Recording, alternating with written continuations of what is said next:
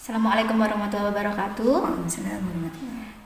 Saya Rizky Ardiani, CGP Angkatan 6 dari Kabupaten Gayo Luas bersama rekan saya Ibu Supiani. Kami berdua dari SMP Negeri 1 Tripejaya. Pada pertemuan kali ini, kami akan mencoba mempraktekkan coaching untuk supervisi akademik. Coaching untuk supervisi akademik sendiri terdiri dari 3 tahapan. Yang pertama tahap pra-observasi, yang kedua tahap observasi, dan yang ketiga adalah tahap pasca observasi. Nah, dalam pertemuan kali ini, pertama kami akan melaksanakan tahap pra-observasi. Semoga tayangan ini bermanfaat, memberikan banyak manfaat, dan selamat menyaksikan.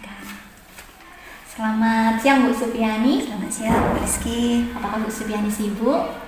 Alhamdulillah untuk hari ini tidak. Saya sedikit mengganggu Ibu, kita berbincang-bincang santai aja hari ini Bu ya. Boleh Bu, silakan. Jadi pada kali ini kita kan sebelum kita melaksanakan observasi nanti besok pada hari Kamis rencananya Bu ya. Hari ini kita pra-observasi dulu. Kita akan berbincang-bincang santai, nggak usah terlalu tegang kali kita Bu. Jadi yang pertama yang ingin saya tanyakan ini Bu, untuk kegiatan coaching dalam supervisi akademik ini, apa yang Ibu harapkan dalam kegiatan ini? Saya harapkan untuk coaching ini adanya bertukar pengalaman antara Ibu dengan saya, yang nantinya ada timbal balik yang akan menjadi stimulus bagi saya dalam pengembangan proses pembelajaran nantinya. Kemudian nantinya saya meminta masukan, meminta saran dari Ibu setelah nanti adanya supervisi. Nanti kan Ibu yang tahu di mana letak kekurangan saya. Nah, nantinya kekurangan ini akan saya gunakan untuk memperbaiki bagi saya nantinya untuk proses pembelajaran di kelas. Jadi harapan Ibu tentang proses supervisi ini, Ibu harapkan kita bisa saling mengisi lah Bu ya, saling bantu-membantu bagaimana agar kita bisa lebih baik ke depannya. Oke Bu, dengan senang hati saya akan berusaha untuk menyampaikan apa yang bisa agar kita dapat sama-sama mendapatkan pembelajaran yang lebih baik ke depannya Bu ya. Oke, pertanyaan selanjutnya Bu, Ibu ini rencananya mau untuk program supervisi ini mau mengambil di kelas berapa? Kebetulan saya kan mengajar di pelajaran IPS terpadu. Pada saat nanti supervisi ini saya pas berada di kelas 9A. Kemudian materi yang akan saya sampaikan itu pada bab 3, yaitu tentang ekonomi kreatifnya. Oh, berarti ini nanti kita masuk ke kelas 9A di materi ekonomi kreatif Bu ya, di bab 3-nya. Oke. Nah, dalam pembelajaran di kelas nanti tentunya kan Ibu sudah menyusun tadi tujuan pembelajaran yang Ibu inginkan untuk pembelajaran kali ini tuh apa Bu? Nah, tujuan yang pertama saya ingin peserta didik nanti bisa untuk menjelaskan apa pengertian dari ekonomi kreatif. Kemudian nantinya anak didik ini bisa memahami ekonomi kreatif itu seperti apa. Kemudian dia bisa merealisasikan bentuk dari ekonomi kreatif yang dipelajari nanti itu di kehidupan dia nantinya. Oh, berarti tujuan pembelajarannya Ibu ingin mengetahui anak-anak bagaimana daya tangkap anak-anak tentang pengertian ekonomi kreatif itu sendiri dan bagaimana anak-anak mengaplikasikannya di dalam kehidupan sehari-hari nanti. Oke, sangat bagus sekali. Untuk area pengembangan dalam pembelajaran yang hendak Ibu capai ini dalam pembelajaran ini apa Bu? Yang pertama saya akan tujuannya itu tentang kognitif peserta didik, yaitu dia bisa memahami betul tentang ekonomi kreatif. Karena kalau dilihat dari ekonomi kreatif ini kan sebenarnya ada dalam lingkup keseharian anak-anak, yang kadang-kadang anak-anak itu tidak paham ini sebenarnya loh ekonomi kreatif. Nah, seperti itu. Kemudian yang kedua, anak-anak ini nantinya bisa aktif dalam pembelajaran IPS khususnya tentang ekonomi kreatif ini. Jadi dia bisa memanfaatkan segala sesuatu yang ada di sekitar dia berada gitu. Oh, jadi yang ingin Ibu kembangkan yang pertama tingkat kognitif siswa ini dalam pembelajaran ekonomi kreatif dan tingkat keaktifan siswa. Ini saya tanya lagi tapi sedikit kita berbicara agak luas nih Bu tentang pelajaran IPS-nya. Dalam mata pelajaran IPS yang Ibu ampu itu dari Ibu mengampu kelas 7, kelas 8 dan kelas 9 itu tentunya kan pasti ada materi yang kita merasa kita itu sulit dalam menyampaikan ataupun kita sudah merasa bagus penyampaiannya tapi kok anak-anak daya tangkapnya kok kurang atau kita merasa kurang puas kok anak-anak nilainya segini, itu ada nggak Bu? Namanya saja udah jelas IPS terpadu. Berarti ini kan terdiri dari beberapa bidang studi yang dipadukan. Ada geografi, ada sejarah, ekonomi, kemudian sosiologi Bu. Nah, dari 4 bidang studi ini yang menurut saya itu sulit itu pelajaran sejarah. Karena satu, kalau sejarah itu kan harus banyak bercerita alias ceramah. Nah, ini yang membuat anak-anak itu menjadi jenuh alias ngantuk. Apalagi kalau jam-jam terakhir. Nah, kemudian sejarah ini kan menghafal hari, tanggal, bulan, tahun, kemudian nama pahlawan. Nah, ini yang menurut saya sulit kita untuk menghafalkannya. Jadi Ibu merasa materi sejarah yang biasanya agak kesulitan karena ya itu tadi. Saya pun nggak memungkiri kan banyak tanggal yang harus kita hafalkan, hari-hari besar, hari-hari penting atau peristiwa-peristiwa yang harus anak-anak ini hafalkan. Jadi untuk mensiasati hal itu, bagaimana cara Ibu biar anak-anak ini nyaman, bisa dengan senang menghafalkan itu semua? Cara saya kalau pas pelajaran sejarah itu saya buat anak-anak dengan metode sosiodrama, model sosiodrama. Jadi di sini anak-anak berperan jadi pahlawan ini, jadi pahlawan ini gitu. Jadi dari situ dia akan memicu, oh ternyata pahlawan dulu yang ini tuh seperti ini perjuangannya. Jadi saya buat itu tadi Bu, secara sosiodrama. Menarik sekali Bu. Jadi secara tidak langsung anak-anak itu belajar tapi dia nggak merasa belajar. Iya, santai dan masuk dan paham dia kan. Menarik sekali Bu. Kita sesuaikan dengan materi yang ada di buku tersebut gitu. Oh iya Bu. Balik lagi kita ke pembelajaran nanti yang akan kita laksanakan Bu kan. Bisa ke saya minta tolong untuk Ibu menceritakan secara singkat garis besarnya pembelajaran nanti pada hari Kamis itu akan berjalan seperti apa Bu?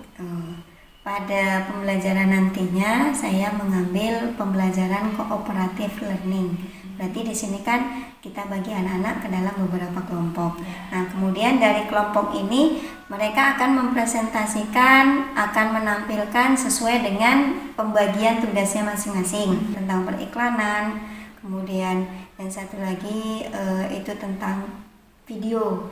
Nah, jadi di sini anak-anak nantinya bisa mengembangkan ekonomi kreatif dari pembelajaran cooperative learning ini gitu Bu. Dan nantinya kalau misalkan video berarti kan ada kreativitas anak-anak yang nantinya bisa menjadi seorang kreator ya, seperti itu. Jadi kalau secara singkat itu berarti kalau saya lihat menarik sekali rencana pembelajaran yang Ibu susun. Ibu menyesuaikan tugas anak-anak ini menurut cooperative learning dibagi menjadi beberapa kelompok dan kelompok ini berarti berdasarkan bakat anak Bu ya. Kalau secara singkat saya tangkap, wah udah bagus tuh Bu, berarti udah masuk ke pembelajaran berdiferensiasi juga. Nah saya jadi nggak sabar nih mau nengok besok hari Kamis itu akan menjadi pembelajaran yang seperti apa dan sepertinya akan menarik sekali. Semoga kita besok lancar. Amin. Dan kira-kira nih Bu, dari persiapan, tadi kan Ibu udah bilang saya menyiapkan RPP Bu, bahan-bahan ajar, medianya. Itu kira-kira sebelum kita besok masuk ke observasinya itu bantuan apa yang Ibu butuhkan dan kira-kira siapa nih yang bisa membantu Ibu agar besok pembelajarannya tuh bisa lancar? Untuk persiapan pembelajaran besok di dalam ruangan Bu, karena di tempat kita ini kan untuk listrik kurang mendukung di kelas. Nah, jadi saya meminta bantuan kepada petugas lab karena di situ di lab tersebut untuk listrik itu memadai. Jadi saya mau minta bantu kepala labnya untuk membantu saya mempersiapkan pembelajaran besok nantinya. Oh, berarti Ibu meminta kepala lab ya, meminta bantuan kepala lab Pak Yos Bu ya. Apakah sudah dihubungi Pak Yosnya? Alhamdulillah tadi Bu sudah, dan beliau bersedia. Oh ya, alhamdulillah, pastinya bersedia karena untuk kelancaran kita bersama kan Bu kan. Oke, yang selanjutnya Bu, tentunya kita sebagai pribadi seorang guru itu pastinya kita ingin selalu meningkatkan kompetensi diri. Nah, dalam upaya peningkatan kompetensi diri yang ada di dalam diri Bu Supi ini, kira-kira dalam segi apa yang ingin Ibu tingkatkan dari kompetensi dalam diri Ibu, dan apa yang dapat saya bantu untuk itu? Di sini saya merasa sayanya yang kurang untuk menguasai IT Bu. Nah, jadi mungkin nanti di sini saya bisa minta bantuan sama Bu Rizky tentang IT tersebut, apalagi yang berkaitan tentang pembelajaran itu yang terbaru sekarang kan seperti pakai Canva. Nah, kemudian pakai yang lain itu kan masih banyak lagi Bu. Jadi saya minta bantuan sama Ibu nanti tentang penguasaan IT saya. Jadi Ibu ingin meningkatkan kemampuan dalam bidang IT terutama Canva. Kalau saya tengok sih sebetulnya sudah bagus kompetensi dalam diri Ibu, tapi memang ya wajar sebagai guru kan kita kan nggak puas karena guru itu selalu belajar dan belajar. Oke Bu, nanti akan saya bantu semaksimal saya untuk kita lebih belajar mempelajari tentang Canva. Bisa Bu saya bantu, nanti kita sisihkan waktu untuk kita belajar Canva sama-sama.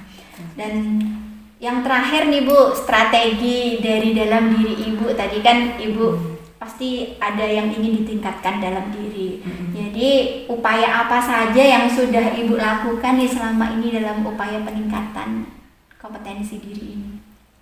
Pertama ya, namanya kita guru kan harus banyak belajar dan terus belajar mengikuti perkembangan zaman Bu ya. Nah, jadi saya juga belajar tentang itu, cuman belum dikatakan sebagai seorang yang mahir gitu. Nah, jadi untuk lebih kita bisa belajar tentang itu, menambah ilmu, bisa ikut pelatihan di MGMP. Nah, jadinya di situ nanti kita banyak bertambah ilmu kita, dan itu bisa nantinya diimplementasikan dalam proses pembelajaran di kelas nantinya. Oke, jadi Bu Supi selalu dan terus belajar dengan mengikuti berbagai macam pelatihan melalui MGMP juga, biar kita bisa terus meningkatkan kemampuan diri kita. Oke. Terima kasih Bu Supi untuk hari ini. Demikian tahap praobservasi yang sudah saya dan Bu Supi laksanakan. Semoga besok untuk kegiatan observasi akan berjalan lancar. Mohon doanya agar kegiatan besok berjalan lancar dan sesuai dengan harapan kami. Terima kasih. Wassalamualaikum warahmatullahi wabarakatuh. Waalaikumsalam warahmatullahi wabarakatuh.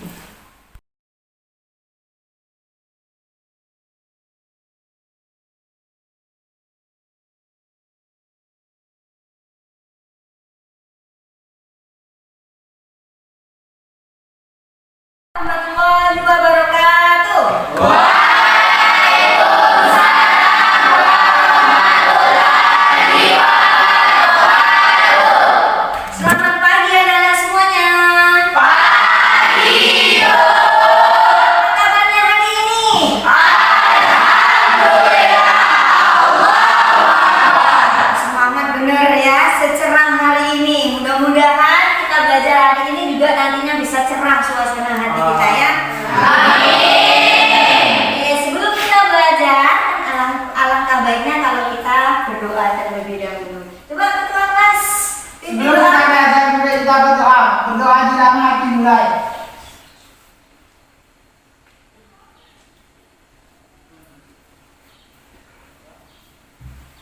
Berdoa selesai.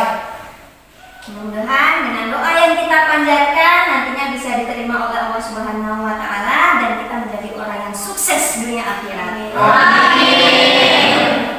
Nah, datang semua ya ke kelas? Insya Allah datang. Alhamdulillah, semuanya hari ini datang. Nah, berarti semangat harus belajar ya. Nah, pertemuan kita yang kemarin kita membahas tentang perdagangan internasional. Nah, apa yang dimaksud dengan perdagangan internasional, Manse? Perdagangan internasional ada jual beli antar negara atau lebih. Ya, jual beli antara boleh 2 negara atau 3 negara seterusnya. Kan nggak mungkin orang jualan tok tanpa ada pembeli, gitu kan? Ya, itu kalau menurut kita.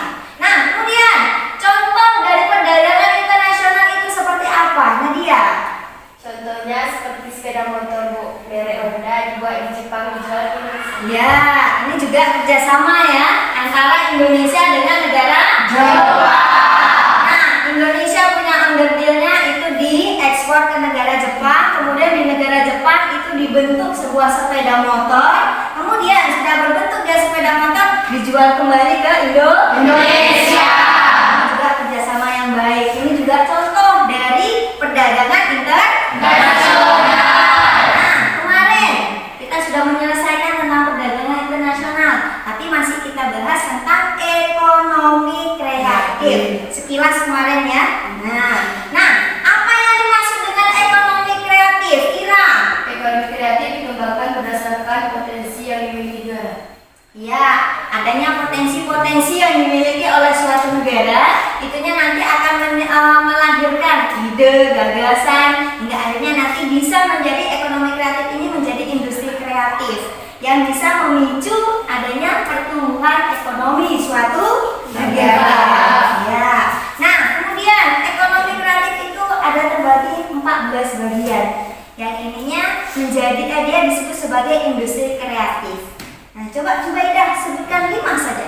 Fashion show, video, iklan, musik, radio. Iya, bagus. Ada fashion show, ada iklan, ada video, kemudian ada musik, kemudian ada radio. Itu dia yang disebutkan oleh Zubaida, cukup 5 saja, ya kan? Padahal sebenarnya itu kan ada 14. Yang terakhirnya nanti ada yang kita bahas melalui video. Oke, sebelum kita lanjut tentang pembahasan ekonomi kreatif, maka kita akan lihat dulu videonya. Nah, apa sih sebenarnya yang dimaksud dengan ekonomi kreatif tersebut? Oke, kita simak di sini.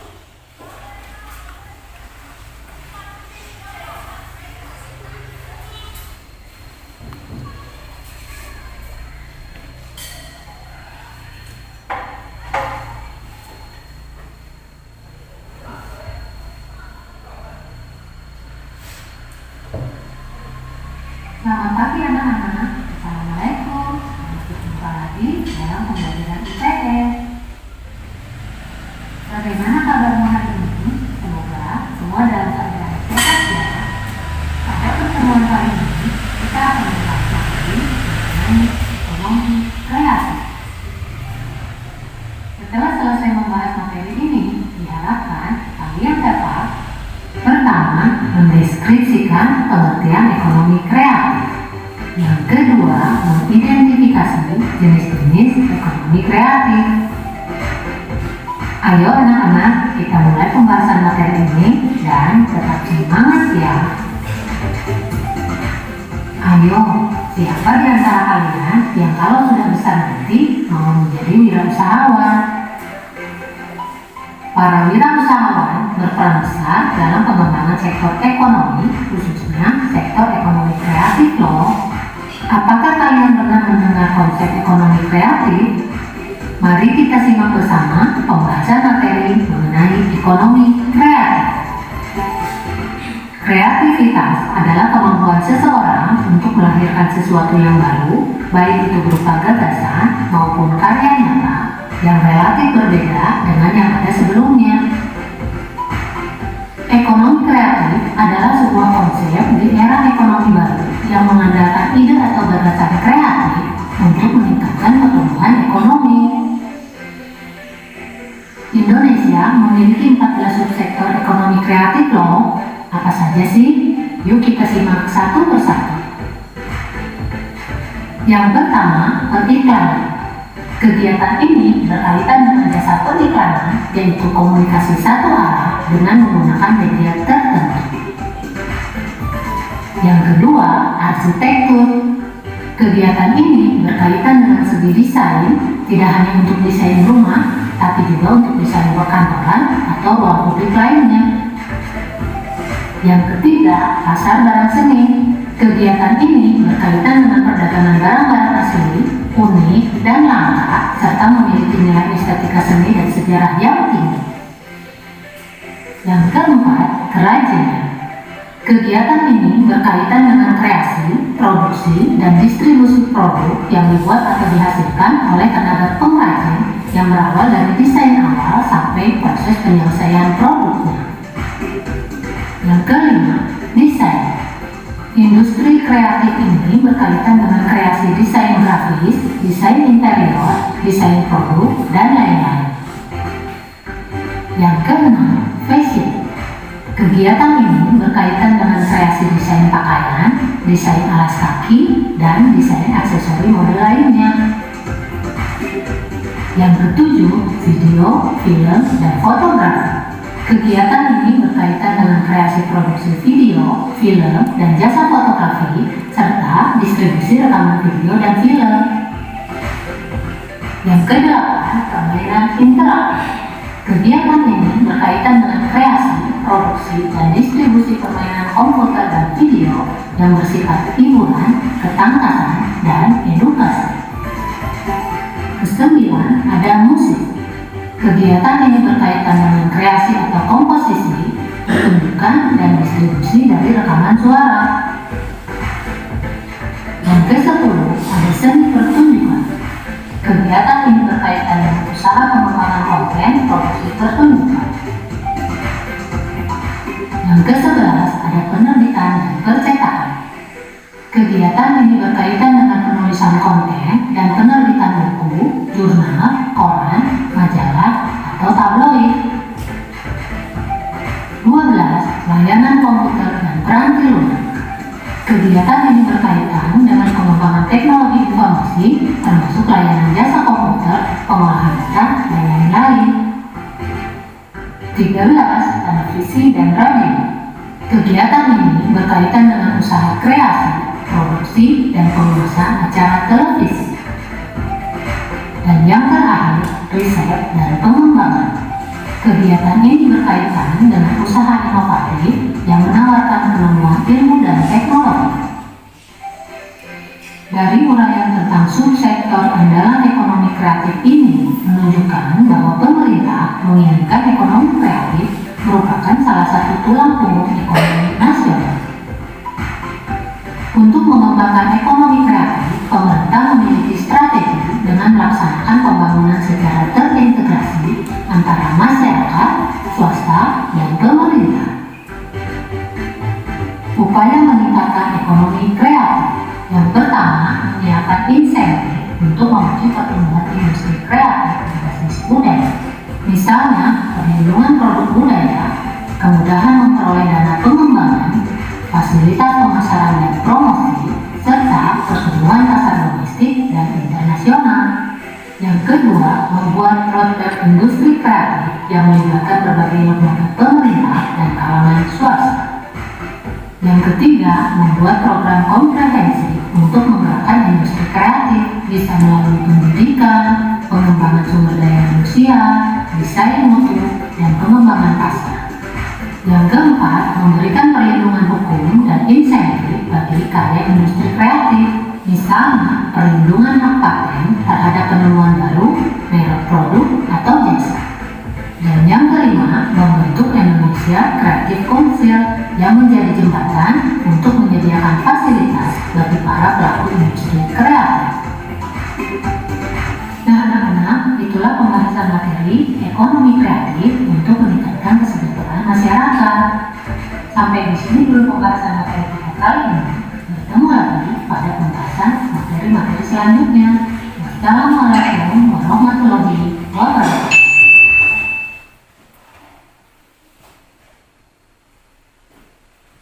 Baik, itu tadi tentang video 14 subsektor dari ekonomi kreatif. Yang pertama tadi ada tentang periklanan.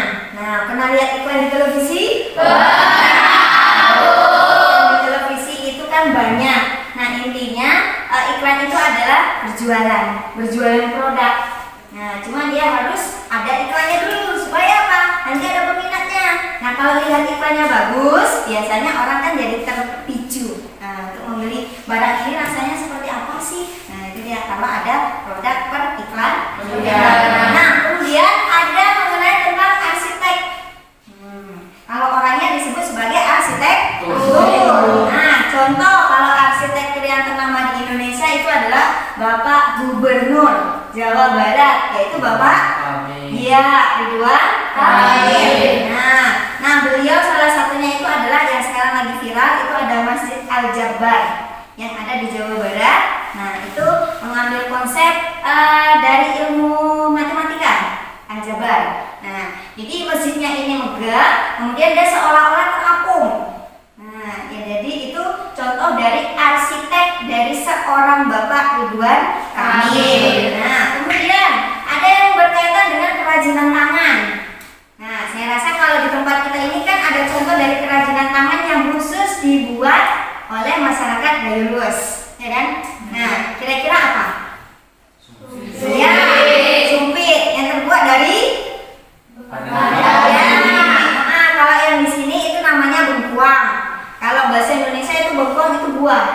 Nah, kemudian kalau di sini itu namanya bengkuang, tapi dia kalau di bahasa Indonesia kan itu menjadi pandan berduri. Nah, jadi kalau mau cara pembuatan sumpitnya itu kan harus diambil dulu, kemudian dibuang duri-durinya ya. Kalau nggak dibuang duri-durinya nanti kan berbahaya. Nah, ini nanti bisa menjadi sumpit. Kalau di sini namanya tape. Kemudian bisa juga dibentuk dia menjadi alas atau tikar. Nah, itu khusus kerajinan tangan yang ada di sini. Nah, kemudian yang selanjutnya nanti ada berkaitan dengan fashion. Nah, pakaian berarti ya. Nah, kalau jenis pakaian, nah nggak usah jauh-jauh di kota besar, di tempat kita aja kalau khusus pakaian itu banyak modelnya. Apalagi khusus yang perempuan. Hampir setiap hari, setiap minggu, setiap bulan itu udah ganti lagi model baju, ya kan? Nah, itu dia. Nah, kemudian yang selanjutnya itu ada berkaitan dengan musik. Ada di sini yang nggak suka musik? Enggak. Rata-rata ya. Nah, kita yang ada di sini itu semuanya suka musik. Walaupun nggak pandai nyanyi, kalau misalkan dengan musik, mungkin tangannya bisa bergerak, ya kan? Kepalanya bisa bergerak, ya. Karena itu tadi. Artinya apa? Seperti kesetrum ya kalau udah kena musiknya. Nah, kemudian ada yang berkaitan dengan percetakan. Kalau percetakan itu seperti buku paket kita, itu kan dicetak. Nah, itu yang menerbitkan siapa? Itu kan dari kementerian. Nah, itu khusus untuk anak sekolah. Nah, kemudian ada berkaitan dengan desain. Apa itu desain? Ada seorang desainer. Contohnya Ivan Gunawan. Nah, berarti dia kerjaannya apa? Iya, menggambar, membuat pola baju, sehingga membawa beliau itu menjadi seorang desainer ternama dari Indonesia. Nah, itu tadi. Nah, dari beberapa 14 subsektor, nah saya rasa itu nanti bisa dilanjutkan dengan membaca buku di buku paket kita. Ya, semuanya itu jumlahnya ada 14. Nah, kemudian saya mau membagi kelompok ya. Nah, kelompoknya ini tidak dari 14 subsektor tersebut, tapi kita mengambil 4 tim saja. Nah, nanti ada tim periklanan, kemudian ada tim musik, kemudian ada tim editor video, kemudian satu lagi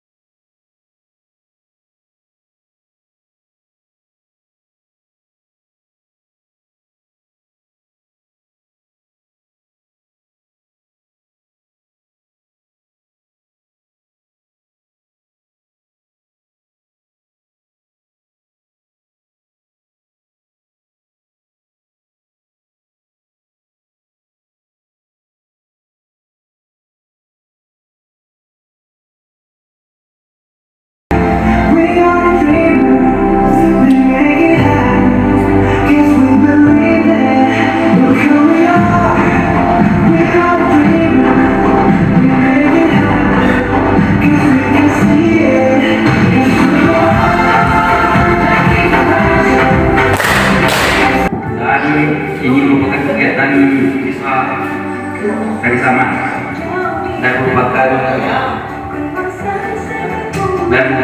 warisan budaya yang telah dicatat oleh dunia.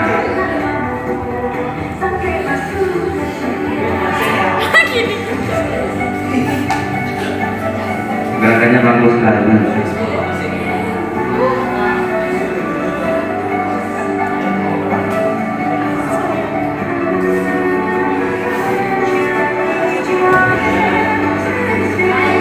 Ini momen foto-foto dengan guru bahasa kerjasama tersebut. Hari ini kita sudah selesai menampilkan dari kelompoknya masing-masing. Adapun kesimpulan dari pelajaran kita hari ini adalah ekonomi kreatif itu adalah ide atau gagasan dari seseorang yang nantinya itu akan menjadi pemicu untuk bisa menumbuhkan pertumbuhan ekonomi di negara kita, khususnya di Indonesia. Nah, jadi bisa nantinya mengurangi angka pengangguran, bisa membuka lapangan pekerjaan. Nah, kemudian ini akan menjadikan ekonomi kreatif ini bisa menjadi untuk nanti kesejahteraan dari masyarakat Indonesia itu sendiri, karena angka penganggurannya berkurang, kemudian masyarakat Indonesia itu jadi kreatif. Nah, itu yang bisa nantinya untuk menaikkan ataupun meningkatkan pertumbuhan ekonomi di Indonesia. Baik, sebelum kita tutup, kira-kira ada yang mau bertanya? Ya, Pandi. Apa kunci menjadi pengusaha yang sukses? Pertanyaan yang bagus. Apa sih kunci untuk menjadi pengusaha atau wirausahawan yang sukses? Nah, tentunya yang pertama kita harus beribadah, ya. Nah, karena apapun ceritanya kita tetap harus pasrahkan diri kepada Allah. Nah, ibadah disertai dengan ikhtiar dan doa. Kemudian belajar dari pengalaman. Nah, kalau seumpamanya gagal, coba lagi. Nah, karena pengalaman itu adalah guru paling berharga untuk kita. Kemudian tetap tekun belajar. Nah, itu ya. Nah, kemudian optimis. Artinya apa? Kalau kita punya sesuatu yang kita inginkan, kita harus mencapai tersebut. Itu namanya optimis. Kita cari caranya supaya dapat. Nah, kalau seumpamanya itu kita belum mendapatkan yang kita inginkan tersebut, berarti anggap saja itu belum rezeki dan kita tidak boleh frustasi. Karena ingat, Allah tidak akan menggantikan rezeki seseorang, kan gitu kan? Nah, rezeki seseorang atau rezeki makhluknya itu masing-masing sudah ditentukan. Nah, jadi kita tidak boleh frustasi. Nah, sebelum juga kita tutup, dan saya mau ngasih tugas kalian nanti di rumah. Tugasnya adalah masing-masing nanti di sini kan kita ada kerajinan tangan seperti yang tadi kita ungkapkan tadi di pertama, kita ada sumpit ya. Jadi untuk pertemuan selanjutnya saya mau kalau untuk yang perempuan nantinya membuat sumpit, kalau yang laki-laki buat alas atau tikar. Nah, itu silakan dibawa nanti untuk pertemuan yang akan datang. Bisa dipahami? Bisa. Sebelum kita akhiri, mari bersama-sama kita mengucapkan lafaz hamdalah. Alhamdulillahirabbil alamin. Sekian pembelajaran kita hari ini. Assalamualaikum warahmatullahi wabarakatuh. Waalaikumsalam warahmatullahi wabarakatuh.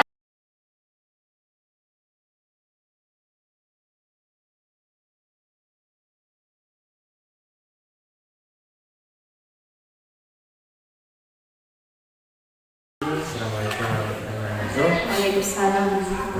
Selamat pagi Ibu Sri. Jadi kali pertemuan kita kali ini karena tempo hari atau sebelum hari ini mungkin sudah dilakukan pra-observasi dan observasi dari Ibu Rizky sebagai calon guru tunggal yang ada di sekolah ini dengan Ibu yang mungkin sebagai guru senior atau guru junior yang istilahnya mau membantu rekan kita yang lagi proses untuk menjadi guru penggerak di kemudian hari. Mungkin pasca observasi akan kita lakukan hari ini. Kenapa? Karena harus dihadiri atau dipantau oleh saya sebagai pengajar praktiknya di mungkin ini saya pengajar dari saya. Selanjutnya silakan dilanjutkan. Terima kasih Pak. Bu Supi, kita berbincang-bincang santai saja seperti kemarin, bahwa kemarin kan minggu lalu kita sudah melaksanakan observasi yang Ibu melaksanakan pembelajaran di sana. Jadi dari percakapan ini Bu, sebelum kita masuk ke pembelajarannya, apa yang Ibu harapkan dari percakapan kita ini nanti? Ya, saya mengharapkan nanti ada sharing antara saya dengan Ibu dengan Bapak dari proses percakapan tersebut. Oke, terima kasih. Jadi yang saya tangkap Ibu ingin ada sharing ya tentang percakapan kita hari ini. Oke, bagaimana nih perasaan Bu Supi ketika kemarin melaksanakan pembelajaran? Perasaan saya senang, kemudian saya juga lega. Senangnya karena anak-anak mengikuti proses pembelajaran yang kemarin itu sangat antusias. Kemudian leganya karena prosesnya sudah selesai dan proses pembelajaran yang berdiferensiasi. Jadi Ibu kemarin mencoba pembelajaran berdiferensiasi ya, dan plong lah rasanya ya. Nah, dari kegiatan yang kemarin sudah Ibu laksanakan, apakah menurut Ibu itu sudah sesuai rencana nggak dari yang sudah Ibu rencanakan di RDP? Kalau sesuai, menurut saya sesuai karena yang saya capai itu intinya ada pembelajaran yang berdiferensiasi, dan kemarin kan sudah kita bagi dalam beberapa kelompok seperti itu. Jadi menurut saya tercapai. Coba nih Ibu sampaikan, menurut Ibu apa kelebihan dan kelemahan dalam kegiatan pembelajaran kemarin? Seperti apa yang Ibu rasa sudah baik dan bisa Ibu pertahankan, dan apa yang Ibu rasa masih ada kekurangan dan akan coba Ibu perbaiki ke depannya? Kalau untuk kelebihannya, alhamdulillah proses pembelajaran diferensiasi itu kan kemarin sudah kita laksanakan dan berusaha untuk sebaik mungkin. Itu menurut saya kelebihannya. Kemudian kalau kekurangannya dalam proses pembelajaran diferensiasi yang kemarin itu, saya merasa juga masih ada kekurangannya yang nantinya akan saya perbaiki ke depannya. Jadi Ibu sebetulnya udah mencoba ya, mencoba pembelajaran berdiferensiasi, tapi Ibu merasa masih belum puas nih, bener nggak ya yang saya lakukan, bener kayak gitu nggak ya? Oke, jadi dari kelemahan yang Ibu rasa tadi perlu ada perbaikan ke depan, kira-kira strategi apa nantinya yang akan Ibu lakukan untuk memperbaiki yang Ibu rasa tadi harus nih diperbaiki? Kalau saya sih mengikuti strategi itu bisa dengan mengikuti berbagai macam pelatihan seperti PNM, kemudian pelatihan dari MGP, kemudian bisa juga pelatihan mandiri dengan melihat YouTube. Iya. Jadi strategi Ibu tuh bisa dari PNM, lihat YouTube, atau melaksanakan pelatihan-pelatihan online, ikut juga yang pelatihan yang ada di kabupaten ya begitu ya. Jadi kapan ya rencana ini akan dimulai untuk langkah perbaikan ke depan?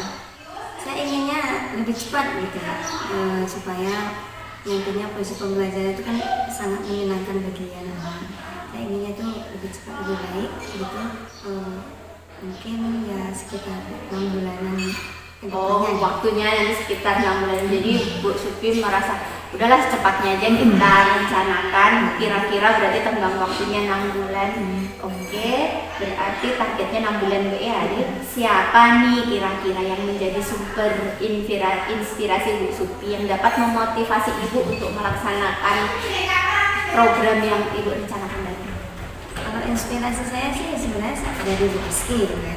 Karena Bu Rizky kan mengikuti CGP ini nantinya akan menghasilkan proses pembelajarannya itu yang lebih asik, lebih menyenangkan sesuai dengan keadaan kelas kan gitu. Kemudian kalau dari motivasi tentunya kan dari diri kita sendiri, kemudian lingkungan belajar kita seperti dari teman-teman, bapak kepala sekolah dan sebagainya. Terima kasih, saya agak sedikit tersinggung nih. Oke, sebetulnya saya pun masih belajar Bu. Jadi kita nanti ke depannya sama-sama belajar untuk menjadikan proses pembelajaran di sekolah kita tentunya ke depan untuk lebih baik. Bukan untuk kita tapi untuk siswa ya. Nah, kira-kira Ibu punya tidak jadwal khusus atau mungkin pengingat kapan rencana Ibu ini yang Ibu udah susun nih, mungkin ada jadwal-jadwalnya untuk mencapai target sesuai dengan harapan Bu Supi? Biasanya Bu, saya kalau selesai pembelajaran sebenarnya itu kan saya punya seperti agenda gitu, saya catat di situ. Dan ini nantinya juga jadwalnya akan saya tulis dalam buku agenda tersebut. Selalu ingat Bu ya, karena kita buka buku agenda itu tiap hari ya. Oke. Tolak ukur keberhasilan program Bu Supi, rencana Bu Supi yang Bu Supi rencanakan ini, tolak ukurnya bagaimana dikatakan yang Ibu rencanakan itu berhasil? Kalau tolak ukurnya kita lihat dari cara kita mengajar itu sesuai dengan LPP gitu. Kemudian dilihat sesuai dengan keadaan siswa. Saya rasa sih seperti itu. Kalau seumpamanya sesuai dengan LPP, sesuai dengan siswa, semoga nanti bisa menghasilkan yang lebih baik. Ketika sudah sesuai dengan apa rencana dalam pembelajaran yang kita susun dan siswanya udah merasa antusias nih, kayaknya udah menarik nih pembelajarannya. Oke. Nah, kira-kira Bu, dari percakapan kita ini nih, atau masih ada yang mengganjal atau masih ada yang ingin Ibu bicarakan? Kalau menurut saya sudah cukup Bu ya, karena bisa dapat inspirasi dari Ibu, kemudian bisa juga nanti dapat pembelajaran yang tadi kita katakan berdiferensiasi. Intinya adalah untuk memperbaiki yang sebelumnya itu masih ada kekurangan. Terima kasih Bu. Jadi tetap ke depannya kita selalu berusaha, kita sama-sama berusaha, dan semoga dengan usaha kita ini itu apa yang kita lakukan untuk kebaikan siswa dapat tercapai. Oke. Saya rasa percakapan kita sudah sampai di sini, dan terima kasih banyak Bu Supi atas waktunya. Sama-sama. Terima kasih. Saya lanjut. Mungkin sedikit masukan dari saya. Kalau untuk percakapan coaching sudah ketemu, walaupun belum banyak sih, karena tadi Bu Supi sudah bisa menggali permasalahan atau kendala yang dihadapi dalam penyampaian pembelajaran yang berdiferensiasi.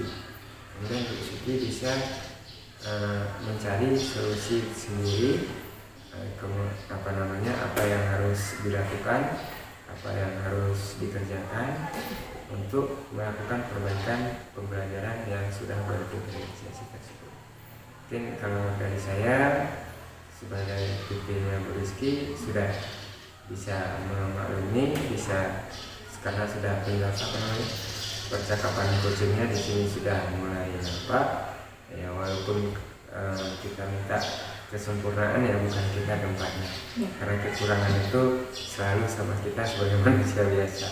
Oke, terima kasih atas waktunya Bu Rizky dan Bu Supi. Mudah-mudahan sukses selalu untuk kita semua. Terima kasih.